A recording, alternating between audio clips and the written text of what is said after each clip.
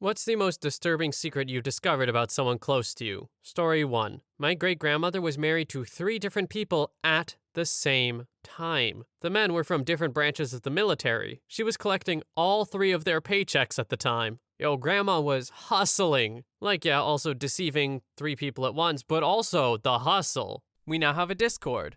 Check out the server in the link in the description. Story 2. One night as a kid, I heard my parents having an explosive argument in their bedroom, which suddenly went quiet. The door was closed and locked. I found out during a drunk phone call from my mother it was because she attempted to shoot my father in the face with a .303, but it didn't go off when she pulled the trigger as there were no bullets. They were both horrified and just stared at each other apparently. They're still together. Story 3. Discovered that my sister stole my father's $25,000 Rolex not more than 24 hours after he died. I only discovered it when her and her husband made a frivolous purchase, and I wondered where they got the money from, since they were always broke and begging my parents for money. I got suspicious. It hit me that she might have stolen and sold the Rolex. Had the paperwork, ran a track on the sales history, and discovered it had been sold to a pawn shop down the street from where my sister lives. Went to the pawn store and after a bit of persuasion got them to tell me who sold it to them, and it was my sister. Me and my mom disowned her. Story 4. My grandma had 12 kids. The second oldest son was mentally challenged and lived with her whole life. When she passed, about 10 of us went over and renovated the house. Got Grant's trinkets out, fixed our mentally challenged family member up with a new bed, new TV, new appliances, demoed a few walls, and really just made the place for him. Shortly after, one of our aunts came to visit. Slept in the bed and left him in a cot. Took him to the bank and attached herself to the account. He took the whole inheritance, making purchases off of his account. And then she started moving all of the valuable things out of the house.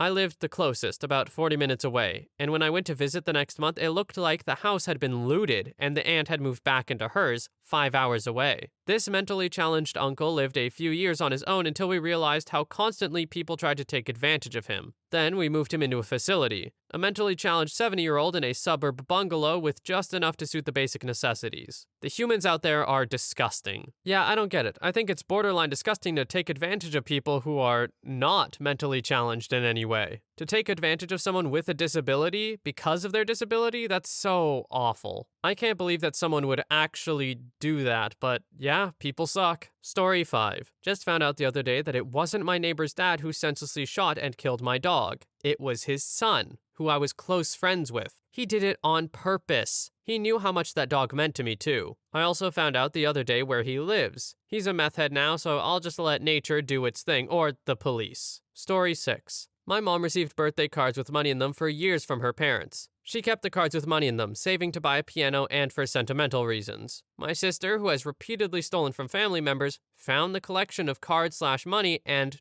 took it. My mom only wanted the cards back when she realized what happened. My sister denied everything. Screw you, Emily. Story 7. I was pretty close with my youngest uncle growing up, at least in pictures. He was in his mid-20s when I was like 5 for context. One day, when I was in middle school, he just stopped coming around completely. My entire family told us kids that he was backpacking around the nation. In high school, I was doing a genealogy project on my grandfather, his dad, and accidentally found my uncle's name on the Intimate Crimes Offender Registry. Come to find out, he was running a CP ring and had served 16 years in federal prison. He's out now and my family pretends nothing happened. I stay far, far away. Story 8. Graduated boot camp and wondered why my brother wouldn't talk to me. Turns out he was banging my ex while I was there instead of delivering my letters. Guess guilt ate him up and he thought it was simpler to keep up the lie and not have a brother. Right up until an old friend from my hometown told me what actually happened. Story 9. My grandfather beat someone to death. My dad was an only child, but my grandmother was once pregnant with my dad's younger brother. When she was 6 months pregnant, someone in construction equipment ran over the car she was driving and she lost the baby. While she was in the hospital, my grandfather found the guy and beat him. From what I understand, he was in jail for about a week before he was released. Apparently, he claimed temporary insanity due to the circumstances.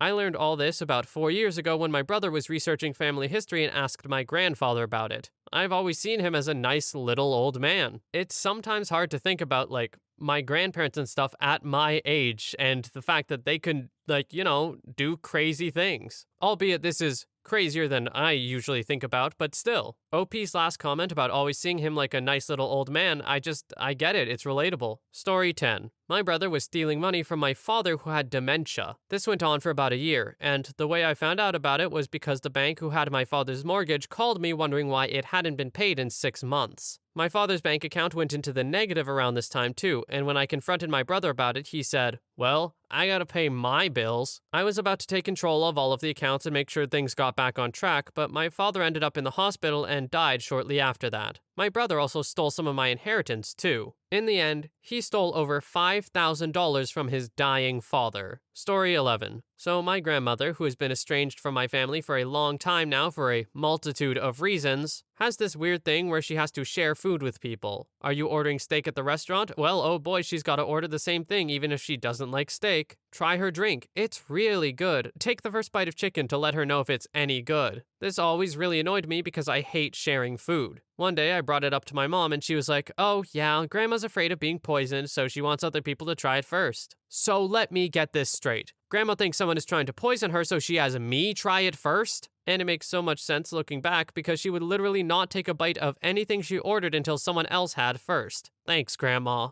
Story 12. A work colleague appeared on the front page of a national newspaper for a life of fraudulent qualifications. He claimed medical and law degrees, was a brigadier in the Army Reserves, and was the CEO for a major health fund. He actually was a brigadier in the Army Reserves, but that and the health fund role were largely built on the fraudulent qualifications and a progression of jobs also based on this claim. In reality, the only qualification he actually held was as a mortuary assistant. Not even his wife knew. The fraudulent degrees had been gained when he was in the Army Reserves recruiting, and he had access to submitted position applications. He came undone when he applied for some government job and some flags were raised by the recruitment people. He tried to withdraw the application, but didn't realize that an application for a government role has the same weight as a statutory declaration and cannot be withdrawn. It all went south very quickly and he ended up doing jail time. Story 13. She was my best friend of 7 years. We had literally been through it all together. I moved out of state with my now husband, but she convinced us both to move back closer with her after about a year. We had no real ties to the state we had tried out, so we said, screw it, let's go back. She's basically family. So we're all so happy to be reunited. She was over almost every night for dinner. We all laughed and talked and had a blast. Best year of my life. Then, slowly, she started trying to turn my husband and I against one another. Anytime we had an argument, like any couple does, she would text each of us about how right we were, trying to foster animosity between the two of us. With me, she started talking about how she had a plan B for us, that if my husband and I couldn't make it work, I could move in with her and we'd live happy lives together. With my husband, she started talking about her infertility issues and how she wanted to have a kid just like him, she just needed a donor. This all happened at around the same time, and my husband and I compared texts and figured it out. She wanted to take his baby batter and have a child with me. When confronted about it, she refused to admit anything and started lashing out at both of us. It got to the point where she would show up unannounced, banging on the door, demanding a place in our home. It was so terrifying and panic-inducing that we ended up having to move and change our phone numbers.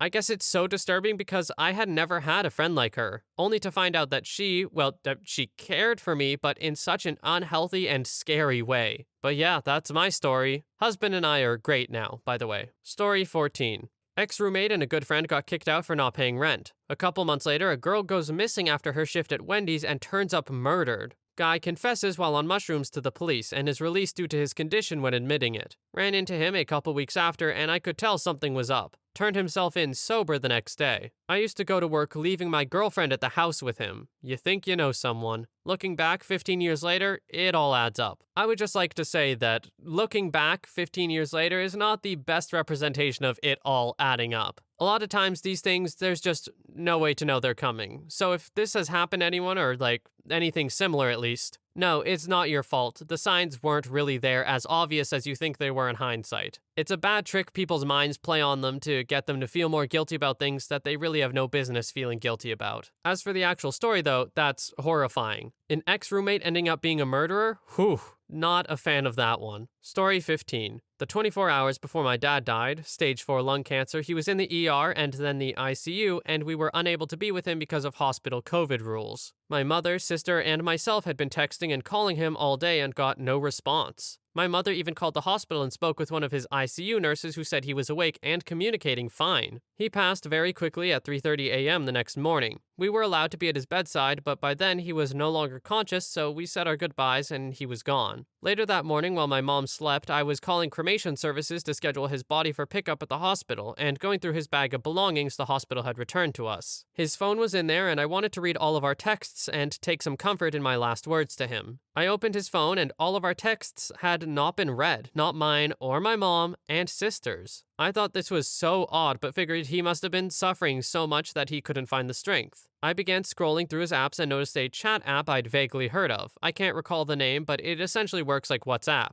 I opened the app and saw a single contact with a female name. I started reading and realized my dad had been chatting with this girl hourly for the last 24 hours as far back as I could scroll. He was calling her princess and telling her that he loved her, and she was saying she was scared for him and wanted to know what was going on. Why was he in the ER, etc. I scrolled back enough to know that this was someone that he was having at the very least an emotional affair with. My grief was completely hijacked by hurt and anger, and a week later I tracked the girl down and spoke to her via DMs and found out she was 19 years old. She was 17 when they met. He was her high school bus driver, and she told me they had been dating for almost 2 years. My dad was 66 years old when he died and dating someone younger than his grandchildren. Someone he chose to spend his last moments with and say his last goodbyes to. I hope it made him happy, but it sure is a crappy secret to have to live the rest of my life with. A secret that will forever overshadow my entire relationship with my dad with no chance to ever speak to him about it. It's the one secret I wish I had never found out. I'm really thankful to OP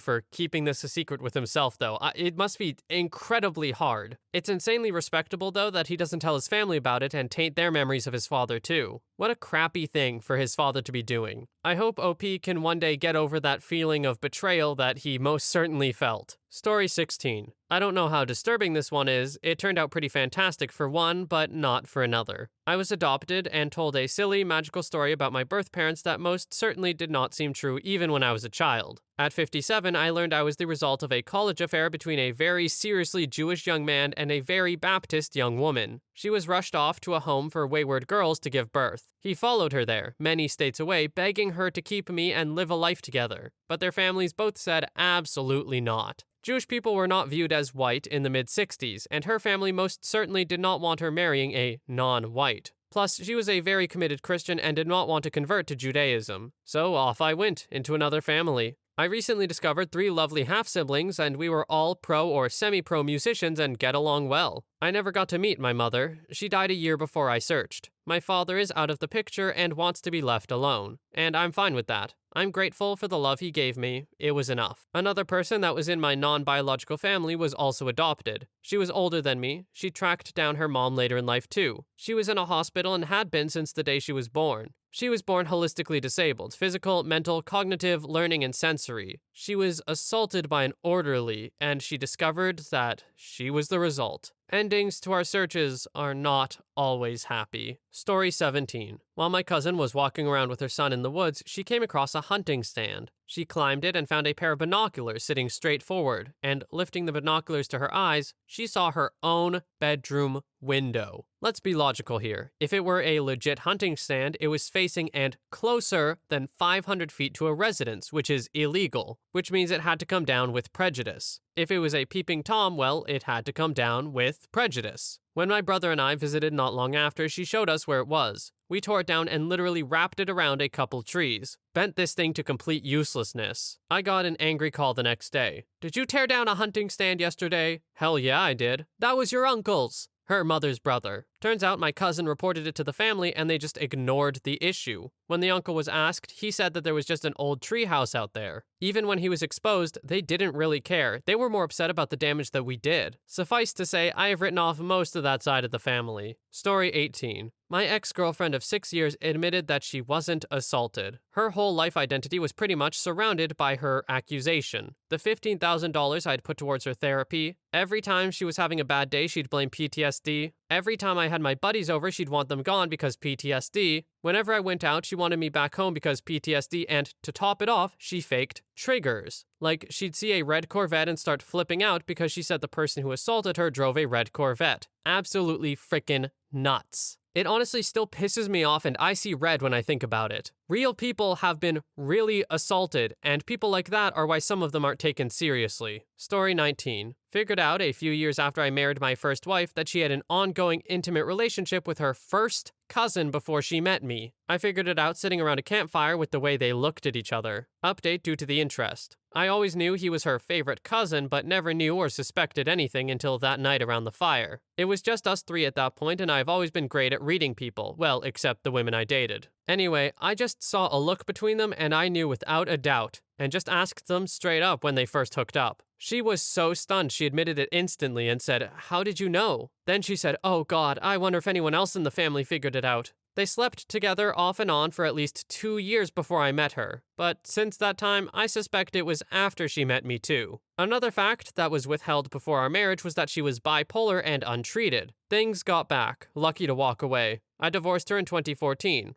I can tell you that as of last year, I told a female cousin of hers that hates her guts, so I'm sure the family knows now. Story 20. Before I answer this, I want to say that this doesn't have my permission to leave Reddit. To make sense, you have to know that I have CPTSD and it comes with severe memory loss in my case. With that being said, it's on to the answer. My mom sat me down at 16 and told me that she walked in on my grandfather molesting me at 2 weeks old. No one is sure when it stopped. I always felt off and had anxiety/depression, but as soon as she told me, she also explained that it happened to her. She knew he was a monster yet continued letting me be raised by him. I had all the symptoms growing up, including wetting the bed until I was 18. I told people growing up I knew something was wrong and people told me I was a dramatic girl or that I was a liar. He reoffended a few years ago, and that's when people started to believe me. Honestly, it's rough spending your whole life being invalidated, invisible, and just really alone. I'm in my 30s and I'm still just very lost and completely hopeless. I'm not sure how to move on. I've never really written out how I felt. It's weird reading it. I will probably remove this because I want to continue staying invisible, but I saw others on here share their stories. I think it's really important that these stories get told because 1, they encourage people to speak up about it, and 2, the presence of these stories being told by people like survivors also helps people in the general populace start to believe them more. There's a lot of people out there who thinks that these things just don't really happen, or if they do, it can't be to anyone they know. But they do. And making people realize that they do will actually help keep people safer in the future. Story 21. My grandfather is a ghost on paper. We always grew up knowing he had skeletons in his closet, but I wasn't prepared for what he had done in his younger years. I started hearing rumors as a teen that he had been a pretty big-time robber. His specialty was cracking the safes, but he would never admit it. In 2016, he randomly told me he also used to deal guns to the IRA like he was talking about the weather. It was bizarre. He also told me he had helped a couple of triads hide down in Jamaica after they went on the run for beheading an adversary. They were fairly nice guys, according to him. It was only about 10 years ago he finally stopped sleeping with guns stashed under his bed or taking shady phone calls down the bottom of the garden. Only my grandmother knows his real name. No one else in the family does. I adore him, but he is an enigma to me.